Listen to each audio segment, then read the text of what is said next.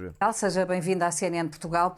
Soubemos ontem, através da entrevista que deu à TV e à CNN, que António Costa ficou magoado com a decisão do Presidente da República de dissolver o Parlamento e convocar eleições antecipadas. A Inês de Sousa Real apoiou ou compreendeu a decisão do Presidente quando ela foi anunciada ao país. Pergunto-lhe se agora, um mês depois, passadas 4 ou 5 semanas, tem dúvidas ou não que o Presidente da República tenha tomado a decisão certa. Antes de mais, muito boa noite. Obrigada pelo convite. Cumprimento também todas e a todos os que nos acompanham lá em casa.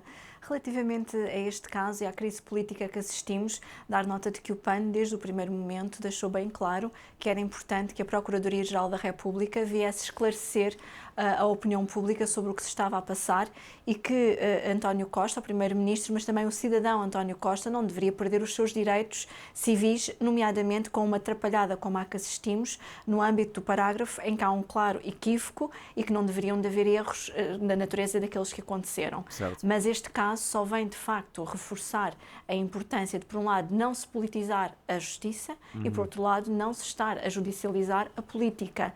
Mas porquê é que fala numa atrapalhada?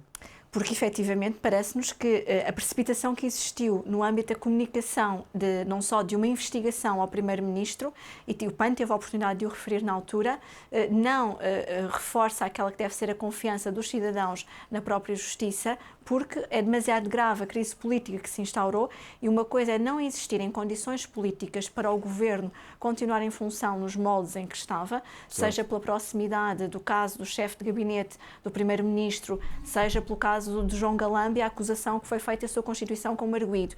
Poderia levar à mesma uma inevitabilidade da demissão de António Costa, mas não pondo em causa o Primeiro-Ministro da forma em que foi colocado, colocando também assim em causa a credibilidade de um dos órgãos de soberania, do próprio Estado português. Portanto, se bem percebi, acha que a Procuradoria não devia ter colocado aquele parágrafo, aquele último parágrafo no comunicado, o parágrafo que dava conta da investigação a António Costa? Deveria ter havido outro cuidado na investigação, mas também devem haver mais meios e isso é fundamental para que o Ministério Público possa fazer o seu trabalho. Mas havendo uma investigação ao Primeiro-Ministro, pensa que ela é uma informação que deve ficar resguardada? Não é uma informação que deve ficar resguardada, é uma informação que deve ser explicada. E até aqui, em Portugal, não tem havido uma cultura de proximidade entre a Procuradoria-Geral da República e o Ministério Público e os cidadãos. Certo. E um caso desta gravidade exigiria de imediato um comunicado da Procuradoria à população em geral para explicar o que se estava a passar no processo e existindo uma investigação e não uma acusação. Por acaso parece bem que deixaram o governo cair de propósito, é um facto.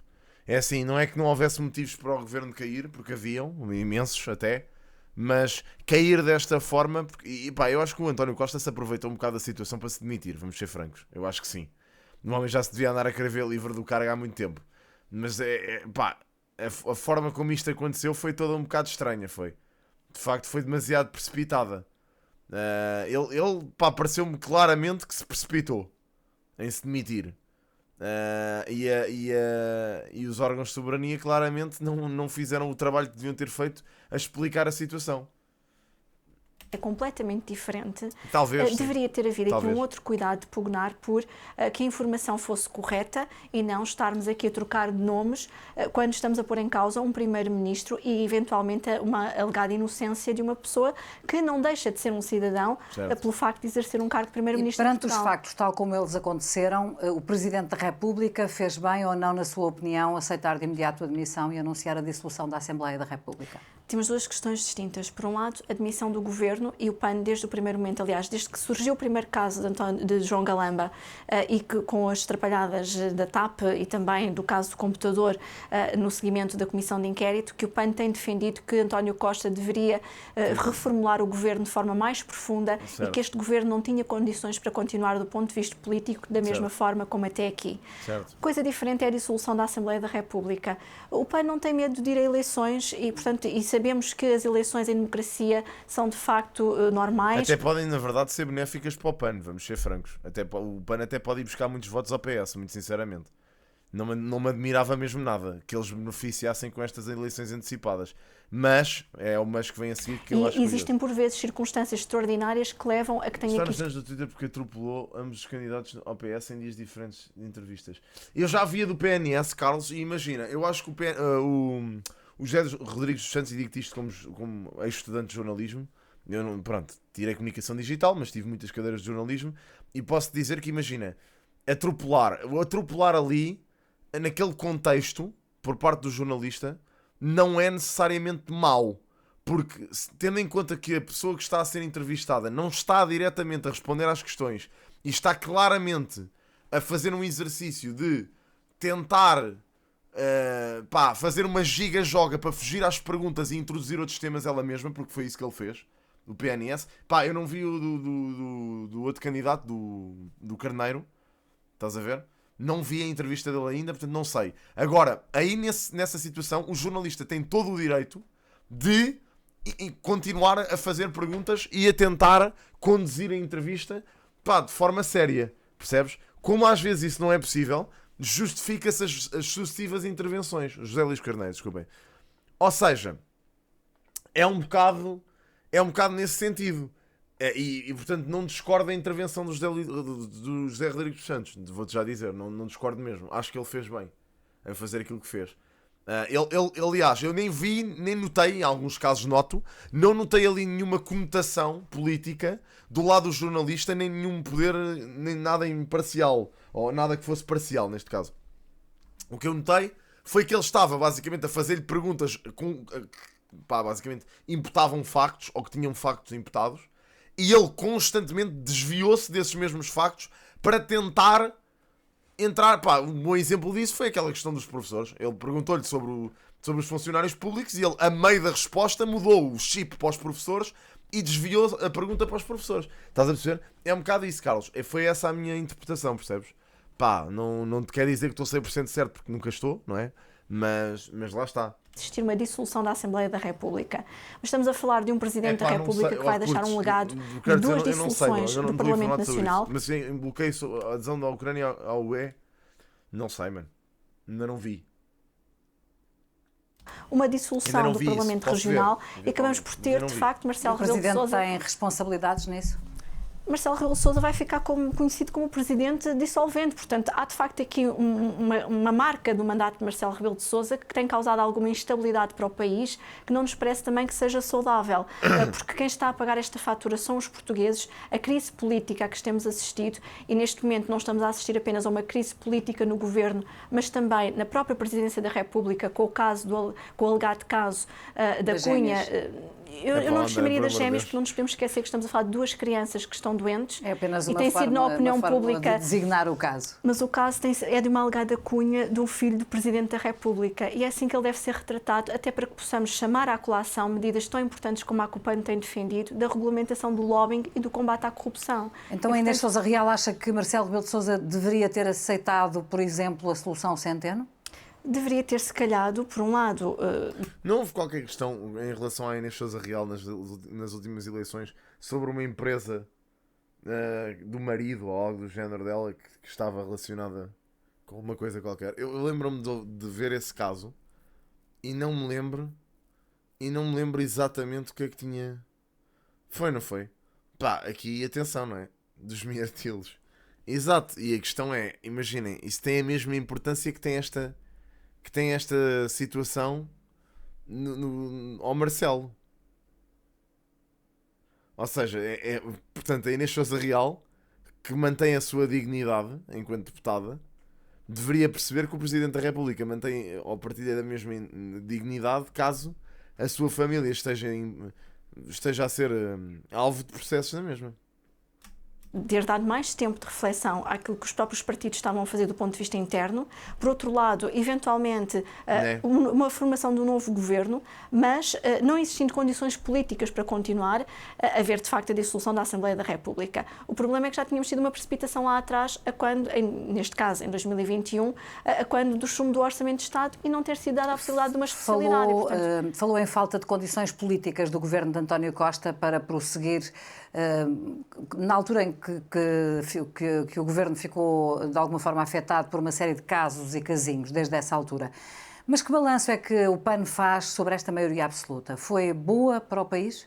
Bom, as maiorias absolutas nunca são sinónimo, digamos, de algo positivo para o país, até porque o diálogo que tem existido ou que existia num contexto em que não existia maioria absoluta tem-nos permitido fazer mais avanços do que aqueles que foi possível na maioria absoluta. Ainda assim, no caso em particular do PAN, e mesmo como a única deputada, nós conseguimos, dentro daquilo que foi até a nossa produtividade, e fomos o partido da oposição que com apenas uma deputada mais propostas apresentou na Assembleia da República, conseguir fazer avanços muito assinaláveis para os portugueses, mesmo neste contexto e mais recentemente no Orçamento de Estado.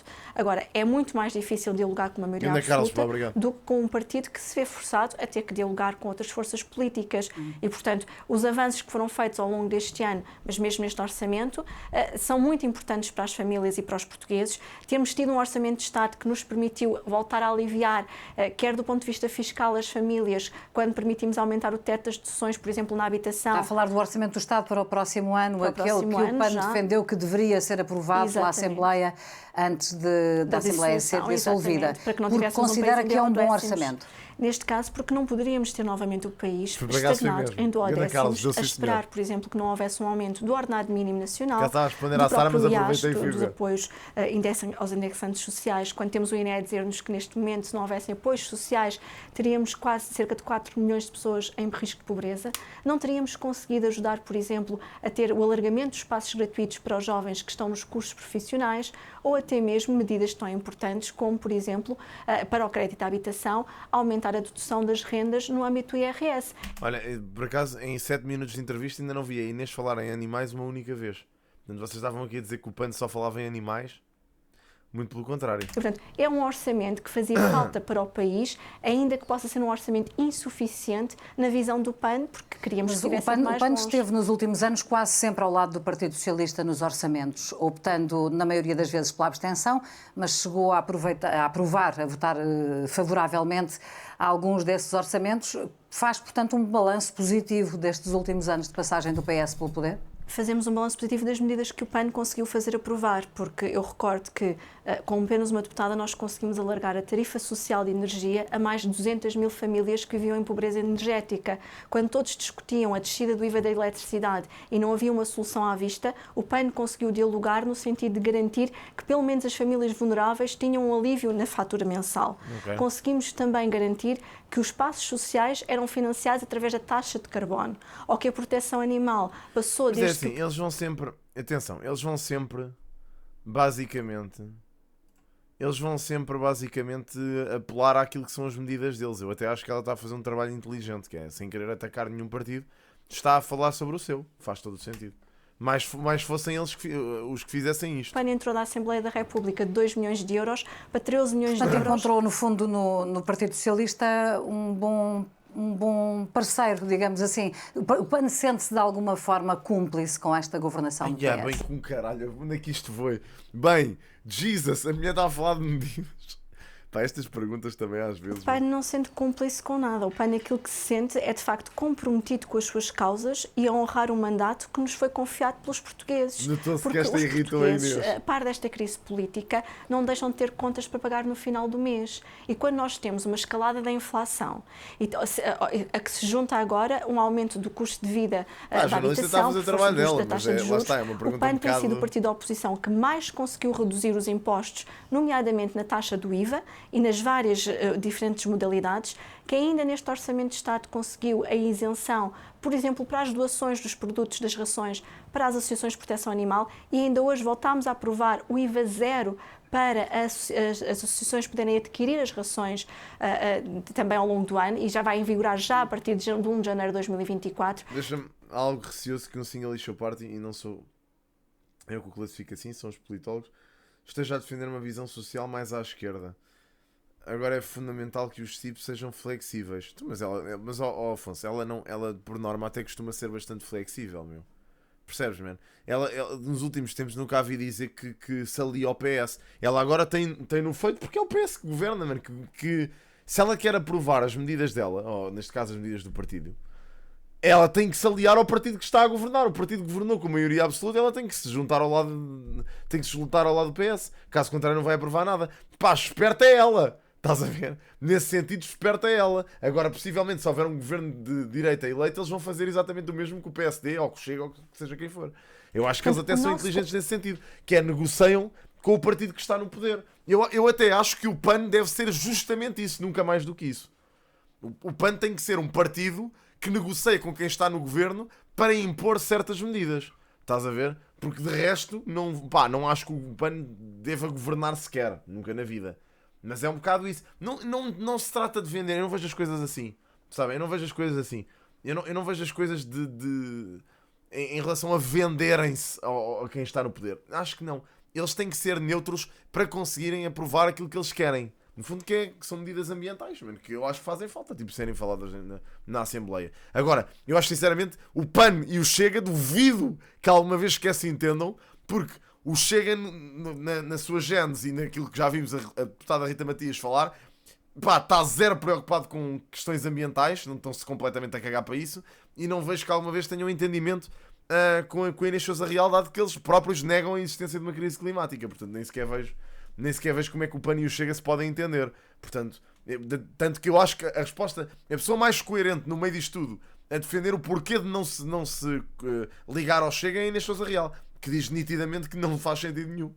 O compromisso tem sido com as famílias, com a causa animal, que é uma causa fundacional do PAN, e com a proteção ambiental, porque conseguimos, até relativamente a um dos problemas do país, que é a seca estrutural, e não nos podemos esquecer que, a par desta crise, há reformas estruturais que têm que ser feitas para o país, para combater a seca, para que não deixemos de ter alimentação no país. Por exemplo, eu acho que, imaginem, claro que a seca estrutural é uma coisa muito importante no nosso país, impacta muita gente, é certo. Mas claro que normalmente no nosso cotidiano as pessoas andam a tratar de outros assuntos. E aliás, os deputados andam a tratar de outros assuntos. Percebem? Eles andam basicamente preocupados com um sem número de outras merdas. A TAP, faz falta um partido que se dedique a este tipo de merdas. Pá, eu acho que a seca estrutural é um problema muito importante e é visível que afeta muita gente. Eu até nem percebo como é que a malta, agricultores e afins, estão sempre a malhar no PAN. Mas malham no PAN, lá está, por causa das questões que eu acho que não são importantes, tipo as touradas e não sei o quê. Pá, em vez de perceberem que claramente o PAN está do lado de muitos deles, neste sentido de se preocuparem com estas questões, que os próprios agricultores e a malta agrícola se preocupa. Portanto, eu até acho que...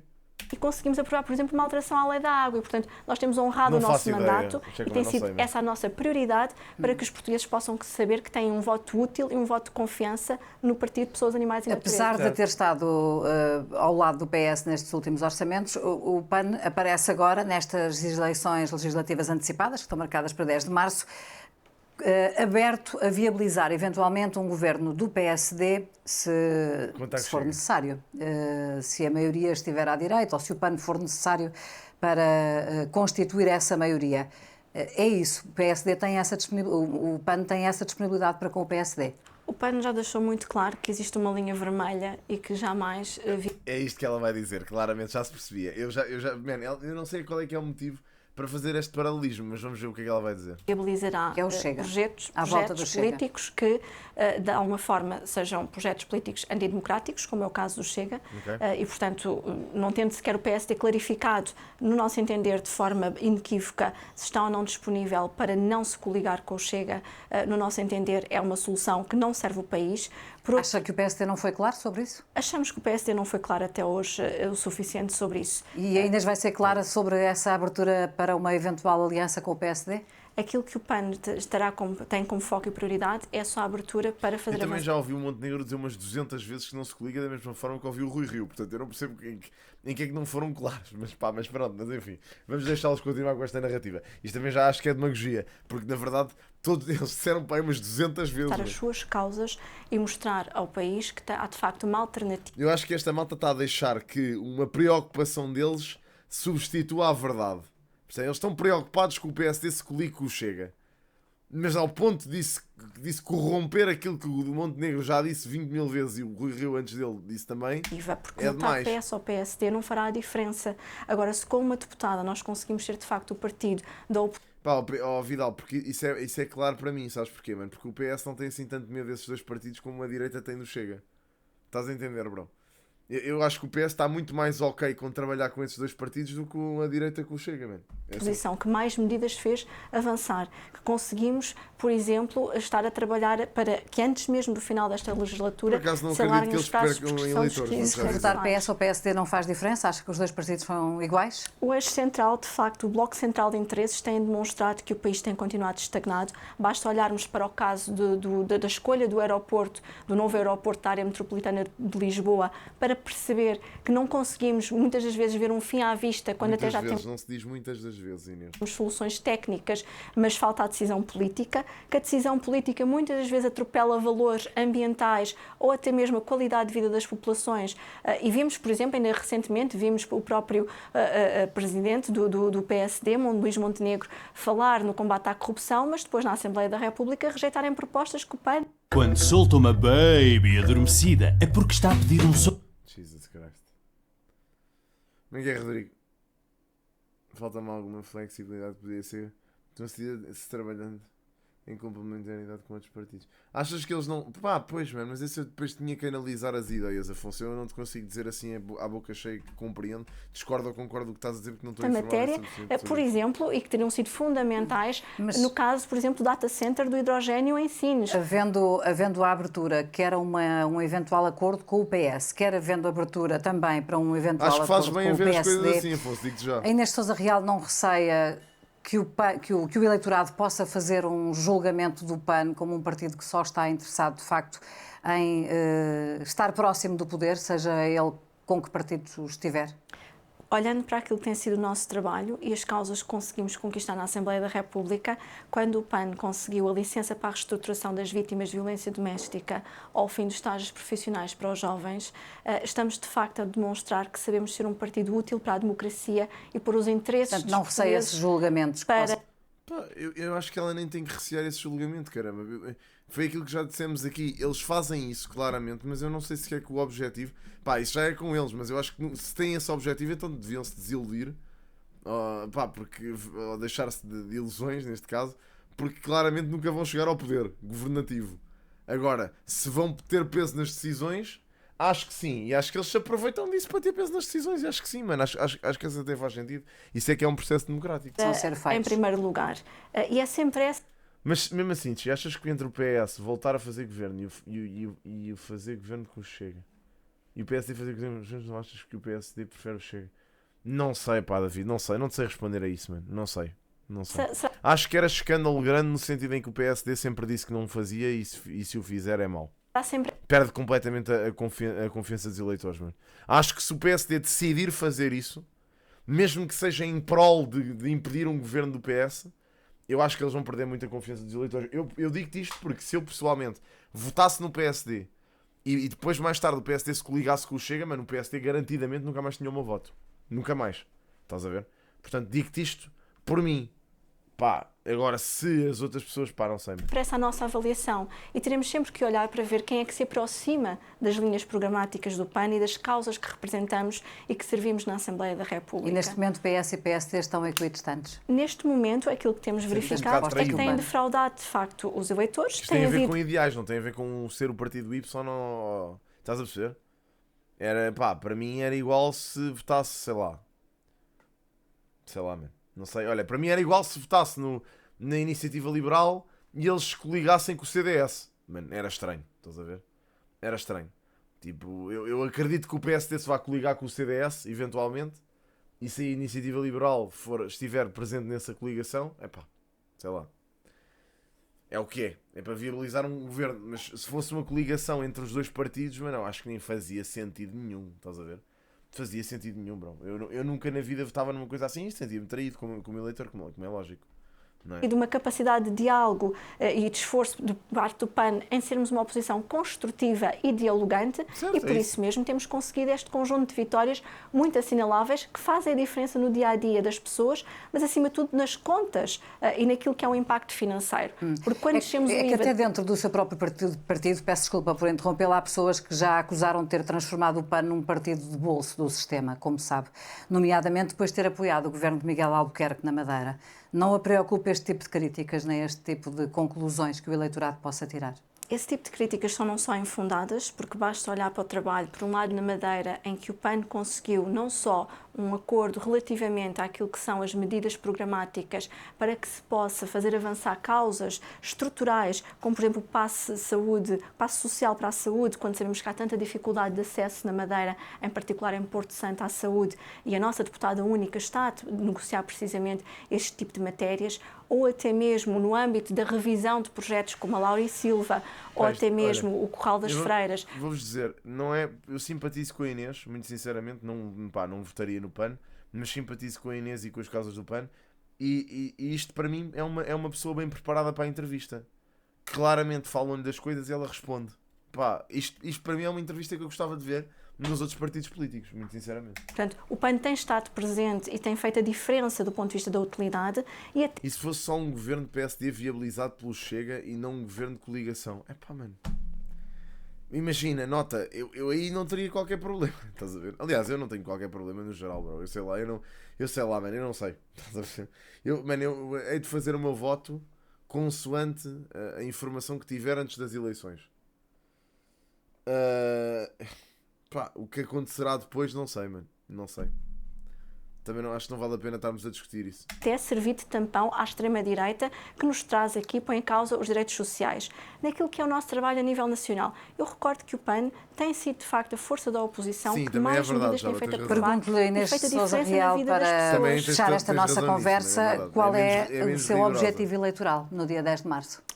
Conquistar um grupo parlamentar, porque se efetivamente nós temos conseguido, quer do ponto de vista destas matérias, mais de 30 milhões de euros para a causa animal, aliviar a carga fiscal, o grupo parlamentar, voltar a ter 4 famílias, deputados, como o PAN já teve, que foi o seu máximo? Aquilo que é de facto o nosso objetivo é que voltar a trabalhar para que as famílias percebam que têm uma alternativa, que é uma alternativa progressista. E já viram que eles tentam arrancar-lhes afirmações? Voltar a ter 4 deputados, como já teve. Voltar a ter 4 deputados, como já teve. E se ela dissesse sim, isso era por acaso era uma hipótese. Manchetes da manhã. PAN quer voltar a ter 4 deputados. Ambientalista, que não deixa ninguém para trás, incluindo os animais, e que podem de facto ter alguém que se vai pôr sempre em primeiro lugar aquilo que são as suas preocupações, mesmo quando estamos perante uma crise política instalada, que está neste momento a pôr em causa pilares fundamentais do Estado de Direito Democrático, mas que saberemos estar com sentido de responsabilidade e sentido de Estado, um partido de desafio, e que, portanto, será esse o nosso grande objetivo, representar as nossas causas e reconquistar um grupo parlamentar, porque se com uma deputada temos conseguido estas conquistas, temos a certeza que com um grupo parlamentar levaremos mais longe e daremos mais força às causas que representamos na Assembleia da República. Inês de Sousa Real, muito obrigada por ter estado esta noite no Prime Time da CNN Portugal. Boa noite para si. Também vejo um bocado isso, Muja. Vou-te já dizer, bro. Eu tenho a mesma opinião que tu. Acho que vamos estar um bocado... Vamos voltar a eleições muito pouco tempo depois. Vou-te já dizer. Essa é a minha perspectiva também, mas vamos ver o que é que acontece. Vamos ver o que é que acontece, mano. Sim, senhor.